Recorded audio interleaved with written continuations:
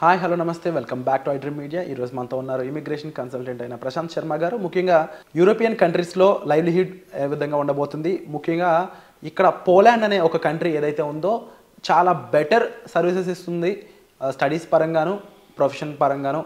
So employment పరంగా అక్కడ ఉన్న బెటర్ ఫీచర్స్ ఏంటి, యూఎస్తో కంపేర్ చేసినా కూడా బెటర్ లైవ్లీహుడ్ అనేది ఇక్కడ ప్రొవైడ్ చేయడం జరుగుతుందని చెప్పేసి మనకు సార్ చెప్తున్నారు. దాని గురించి తెలుసుకుందాం. Hi sir.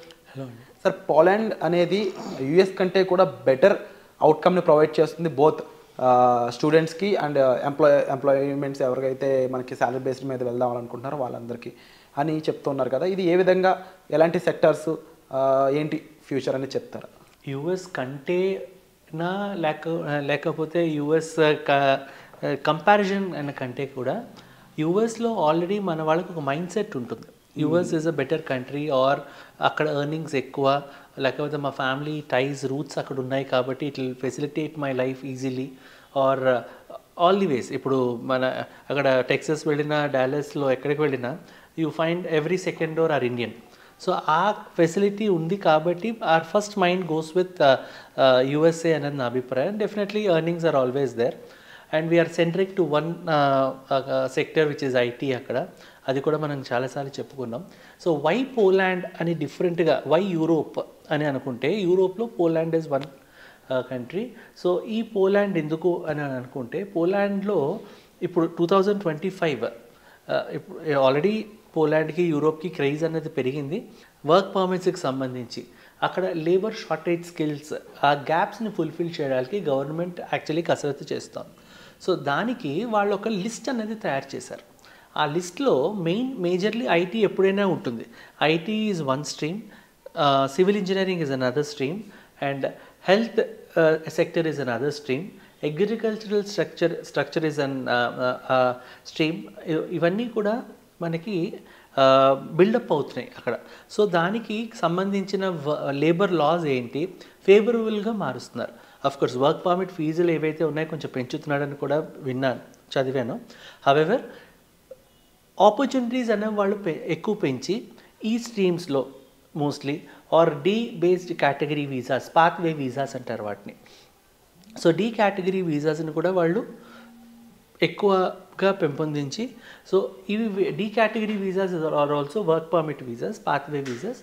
సో అక్కడికి వెళ్ళిన తర్వాత 90 days ఒక టైంలో టీఆర్సీ నుంచి వాళ్ళకి కంప్లీట్ వర్క్ పర్మిట్ 3 yearsకో 6 yearsకో whatever the time frames according to the contract they have with the employer, అది వాళ్ళకి ఇవ్వడం జరుగుతుంది.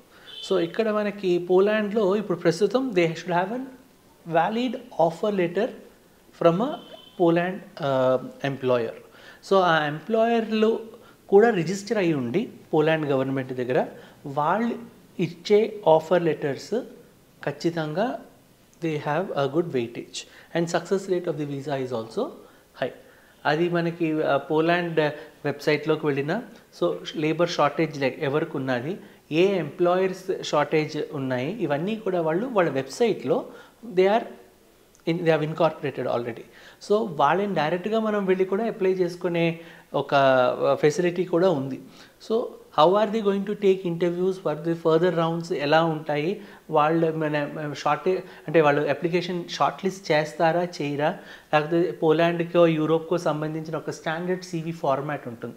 సో ఈ ఫార్మాట్స్ ఎలాగ చేయాలి అసలు, అంటే first impression is a better impression, best impression. So ఆ కవర్ లెటర్స్ ఎలా రాయాలి, సో ఇవన్నీ కూడా ఒక కన్సల్టెంట్ ఎక్స్పర్ట్ మాలాంటి వాళ్ళ దగ్గరికి వస్తే మేము డెఫినెట్గా we will guide them through out the way and ఫర్దర్గా వాళ్ళకి ఒక కాన్ఫిడెన్స్ని ఇచ్చే ప్రయత్నం చేసే వాళ్ళే మా consultants. So definitely we can approaches and we can give them a better guidance on it. And ముఖ్యంగా సార్ ఇక్కడ యుఎస్ అనేది ఒక ప్రైమరీయే కాకుండా కంప్యూటర్స్ అనేది కూడా ఇంకొక ప్రైమరీ నెసెసిటీ కింద మారిపోతుంది అనమాట. ఆల్టర్నేటివ్స్ ఏమున్నాయి ఇందులో కూడా? ఇక్కడ పోలాండ్కి సంబంధించి చూసుకుంటే ఈ ఓవరాల్గా కంట్రీస్ వైజ్ పోలాండ్ అనేది ఒక ఆల్టర్నేటివ్ అయితే, సబ్జెక్ట్ వైజ్ కంప్యూటర్స్కి ఆల్టర్నేటివ్ ఇంకా ఏమేమి రైజ్ అవుతున్నాయి, మెకానికల్, సివిలా, వాట్ ఈస్ హ్యాపెనింగ్? ఇప్పుడు ఐటీలోనే ఏఐ ఒకటి, ఆర్టిఫిషియల్ ఇంటెలిజెన్స్, రోబోటిక్స్, ఆ తర్వాత చాలా వచ్చాయి. ఇప్పుడు అందులో కూడా they are different sectors streams. ఇప్పుడు SAP వచ్చింది. సో డిఫరెంట్ సెక్టర్ ఉన్నాయి అందులో కూడా. సో మనకి భూమిలో ఏది ఉంది, ఇప్పుడు ఏఐ వస్తే మిగిలినవన్నీ క్లౌడ్ కానీ ఇవి కానీ తగ్గిపోతాయి అని అది కూడా ఒక నానుడు ఉంది. అలా అని కాకుండా which sector has a better opportunities tomorrow. ఇప్పుడు పిల్లలు చదువుకున్నా వాట్ ఈస్ టుమారోస్ విజన్ అని ఒక దృష్టి పెడితే డెఫినెట్గా దే విల్ సక్సీడ్ ఇందులో. సో అలాగే పోలాండ్లో కానివ్వండి, యూరోప్లో కానివ్వండి, అందరూ ఇప్పటిదాకా యుఎస్ మీదే దీని మీదే సెంట్రిక్ అయి ఉన్నారు కాబట్టి ఇప్పుడు యుఎస్లో మాల్టా, యూకేలో మాల్టా కానీ, మీకు యూరోపియన్ టెరిటరీలో వీటన్నిటిలో కూడా ఐటీకి చాలా డిమాండ్ ఉంది ఇప్పుడు. ఎందుకంటే they don't have people there because every one wants to go US. So అక్కడ obviously there is a current requirement కాబట్టి we can definitely concentrate on these countries also for better living and better employment opportunities and definitely it will success rate అప్పుడే ఎక్కువ అవుతుంది. Sir ఇక్కడ ఇలాంటి కంట్రీస్కి వెళ్ళాలి అనుకున్న టైంలో మన సైడ్ నుంచి ఎటువంటి ఎగ్జామ్స్ అనేవి ఉంటూ ఉంటాయి, దానికంటూ ఇప్పుడు స్టూడెంట్గా వెళ్ళాలి అనుకున్నప్పుడు ఎటువంటి రిక్వైర్మెంట్స్ మనం ఫేస్ చేయాల్సి ఉంటుంది, మనం రెడీ అవ్వాల్సి ఉంటుంది అంటారు? Definitely very good question. ఇప్పుడు ఒక స్టూడెంట్ వీసాకి వెళ్ళాలనుకోండి, ఒక జర్మనీ స్టూడెంట్ వీసాకి వెళ్ళాలనుకోండి, జర్మనీ స్టూడెంట్ వీసాలో మనకి ఇమీడియట్గా అడ్మిషన్స్ వచ్చాయి. ఫ్రీ ఎడ్యుకేషన్కి ఒక పబ్లిక్ యూనివర్సిటీస్కి అప్లై చేయాలంటే ఒక 10 to 15 యూనివర్సిటీస్ దాకా మనం అప్లై చేయాల్సి వస్తుంది. అప్లై చేసి వాటికి కూడా జిఆర్ఈ కానీ, ఇప్పుడు కొన్ని యూనివర్సిటీస్ గేట్ అడుగుతాయి, కొన్ని యూనివర్సిటీస్ జిఆర్ఈ అడుగుతుంది, కొన్ని universities English mandate 6.5 IELTS is even mandate for Germany. So ప్రతి యూనివర్సిటీకి అక్కడ ఒక్కొక్క రిక్వైర్మెంట్ అన్నది ఉండడం జరుగుతుంది.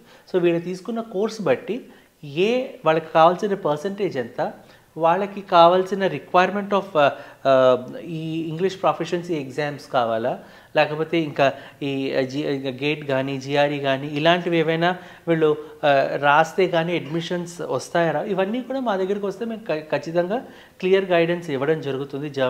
Any country might be, for example ఒక జర్మనీ తీసుకున్నాను, అలాగే యుఎస్ఏ వెళ్ళాలనుకున్న వాళ్ళకు కూడా జిఆర్ఈ రాయాలి, IELTS రాయాలి, ఇవన్నీ కామన్ విషయాలు, తెలిసిన విషయమే.